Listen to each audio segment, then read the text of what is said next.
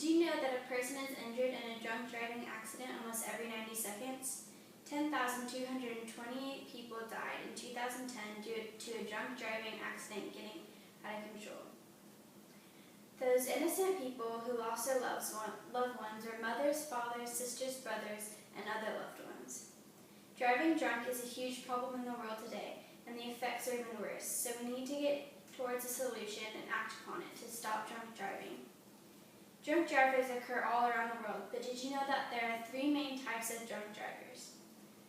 Binge drinking is a common method for people who have the intention of getting highly intoxicated for a short period of time, and it is considered a major health issue.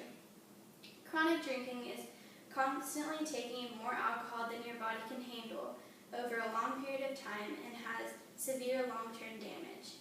Responsible drinking is being over the age of 21 and knowing when to stop drinking, and always having a designated driver. Unfortunately, there are more chronic and binge drinkers in the world than responsible drinkers. The cause of the problem is clearly alcohol, but alcohol itself isn't the culprit. Most people don't realize the effects that alcohol has on their body. 2 beers can result in loss of judgment and trouble doing 2 tasks at once. 4 beers result in trouble controlling speed and difficulty processing information and reasoning. 7 beers and on produces serious difficulty controlling the car, staying in lanes, braking properly, and focusing on driving. Even having 2 beers makes an unsafe driver, as you can see in this picture of a car crash due to a drunk driver. The immediate effects of drinking can give a person the opportunity to injure themselves, others in the car, and innocent people driving in the road. Long-term effects can include to heart damage, peptic ulcers, and debilitating liver disease.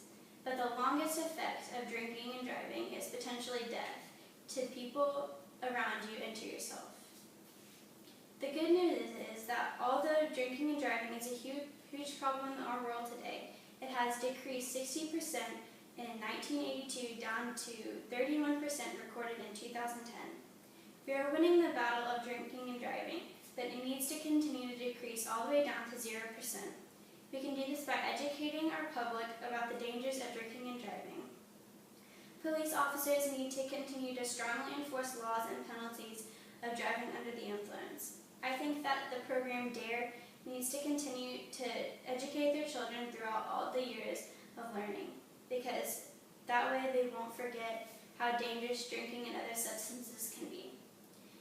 Clearly, drinking and driving is a dangerous thing to do, and that has many consequences. But it isn't too late to educate throughout our community and attempt to stop drunk drivers in order to save our loved ones. No one deserves to die being a drunk driver or being the victim of a person crashing into you while drunk.